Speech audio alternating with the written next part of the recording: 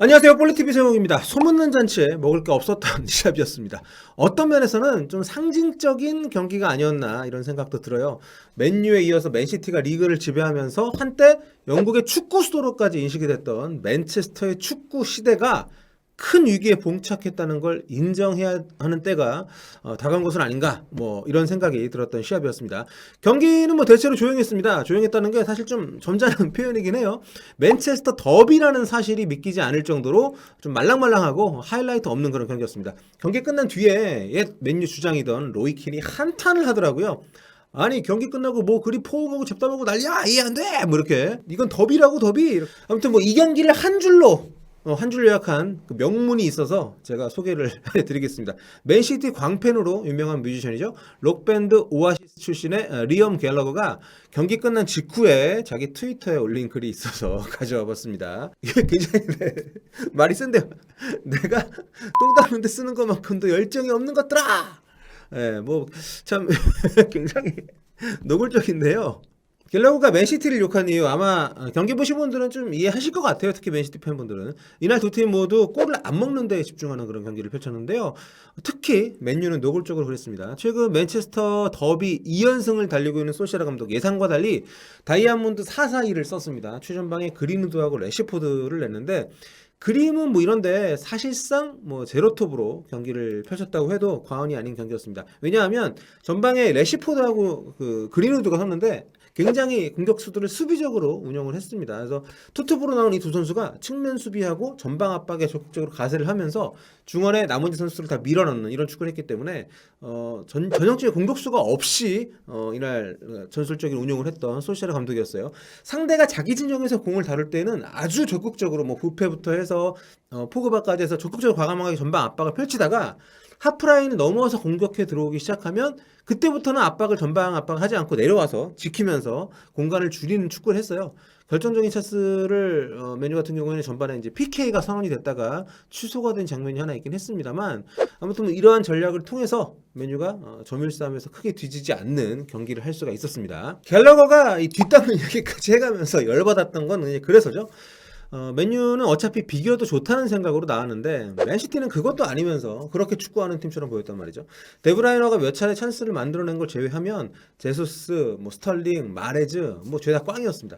이게 맨시티가 맞나 싶을 정도로 마무리가 아쉬웠고요. 무엇보다 전방 압박에 실패하면서 물론 뭐 아구에로가 없긴 했습니다만 그렇다 하더라도 아무튼 뭐 맨유가 아주 유려하게 탈압박에 성공하는 그림들을 만들어낼 때 병풍이 되는 장면들도 많이 있었습니다. 아무래도 압박이 좀 많이 뛰는 것 같긴 했는데 별로 이렇게 시원치 않아서 맨유가 굉장히 자기 진영에서 볼을 많이 잘 다뤘어요. 그러니까 맨시티가 전방 압박 강하게 하면서 높은 위치에서 볼을 뺏어내 탈취해가지고 이제 골로 가는 이런 장면들을 공격의 강점으로 가진 팀인데 그런 부분들이 전혀 없습니다. 자, 이날 경기 기록입니다. 점유율 차이 별로 없죠. 네, 슈팅도 맨시티가 10개를 못했어요. 맨유가 더 많이 했습니다. 이런 시합이 사실 잘 없죠. 펩시티 축구에서 그러니까 펩 감독이 부임한 이후에 맨시티에서 사실 이런 축구가 잘 없기 때문에 맨시티 팬들이 경기 결과하고 상관없이 답답해하는 거 이해할 만합니다. 그것도 이게 지금 다름 아닌 맨체스터 더비 아닙니까? 이날 아쉬웠던 것은 이제 가장 주목받았던 대결인데요. 브루노 페르난데스하고 케빈 데브라이너의 정면 승부가 사실상 뭐 없다시피 했다고 봐야겠죠. 두 선수의 두 선수가 두 팀 공격의 중심 역할을 하긴 했습니다만 이날따라 실수가 좀 많이 있었어요. 결과는 0대0. 득점 없는 무승부였습니다. 자, 이날 순위표를 보겠습니다. 승리하는 팀은 탑4로 순위를 끌어올릴 수가 있는 저로의 기회였어요. 근데 무승부로 1점씩밖에 따내지 못하면서 그리고 다른 팀들이 계속 좋은 성과를 내면서 여전히 8위하고 9위에 머물러 있습니다. 야, 리그 지금 12라운드인데요. 에버턴이 첼시를 잡고 7위로 올라서는 탓에 이제 8위에서 9위까지 내려가게 됐는데 아무튼 결과적으로 리그 순위표가 토트넘에게 굉장히 유일하게 흘러가고 있습니다. 잠재적인 순위 경쟁자라고 할 수 있는 이 두 팀 비겼고 첼시가 또 이날 에버턴에게 잡히면서 승점을 하나도 추가를 못했기 때문에 자, 개인적으로는 양팀 감독들이 교체 카드를 한 장밖에 쓰지 않은 것도 눈에 띄었습니다. 다들 유럽 대회 치르느라고 피로가 좀 많이 쌓여 있을 텐데 선수들이요. 게다가 두 감독은 프리미어리그 하이팀 감독들의 반대로 무산된 교체 카드 5장 제도 도입을 강력하게 주장을 했던 분들이잖아요. 재밌습니다. 근데 한 장밖에 안 썼단 말이에요. 유로파하고 이번 챔피언스리가 있는 그런 주간이었는데 맨체스터 지역 언론이죠. 맨체스터 이브닝 뉴스가 매긴 양팀 평점과 평가 살펴보겠습니다. 자, 먼저 맨유 평점입니다. 홈팀임에도 불구하고 대체로 점수가 좀 낮죠. 아무래도 수비 축구를 한 것에 대해서 좀 많은 평가를 좋은 평가를 안 해주는 것 같네요.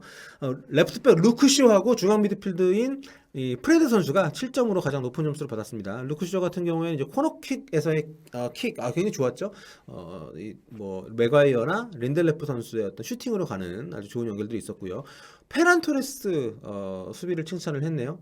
루크쇼가 이제 토레스가 늦게 들어오긴 했습니다만 그 전에 마레즈, 스털링 양쪽이 다 막혔던 이제 맨시티였는데 페란 토레스가 들어오면서 좀 활로를 모색을 했는데 루크쇼가 굉장히 좋은 적재적소 수비를 해줬습니다. 자, 다음은 프레드 최고점 받은 이유. 네, 굉장히 좀 인상적인 평가네요.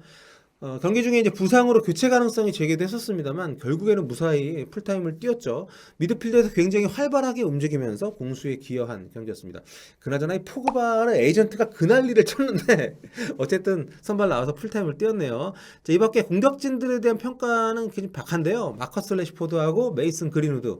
자, 공격을 맡은 두 선수에게 5점이 주어졌습니다. 하지만 최저점의 영예는 앙토니 마시알에게 갔어요. 후반에 교체로 들어왔는데 짧게 뛴 선수한테 너무 박한 게 아닌가 싶은데 아마 이게 최근에 부진한 활약에 대한 누적된 그런 평가가 아닌가 싶습니다.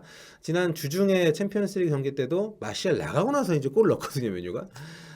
참 아무튼 무려 4점을 줬고요. 평가도 짧게 줬습니다. 진짜 마음에 안 들었다는 게 느껴지는.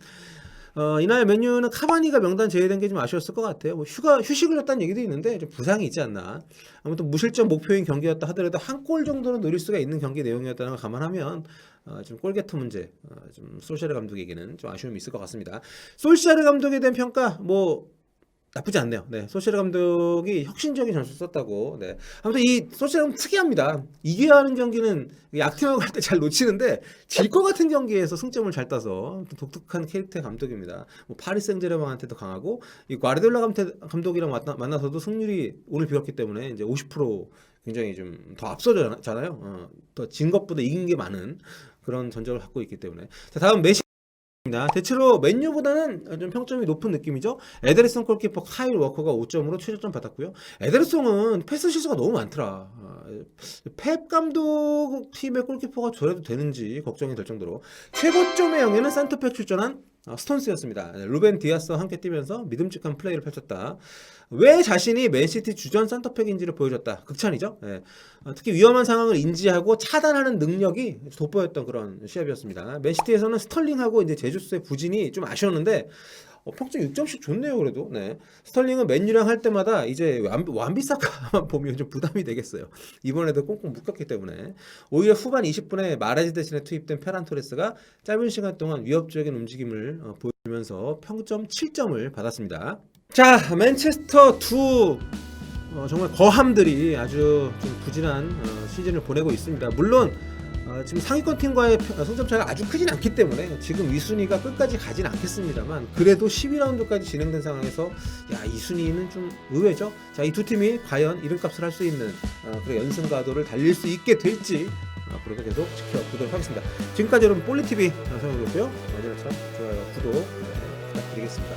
감사합니다. 다음 시간에 뵐게요. 뽀빠.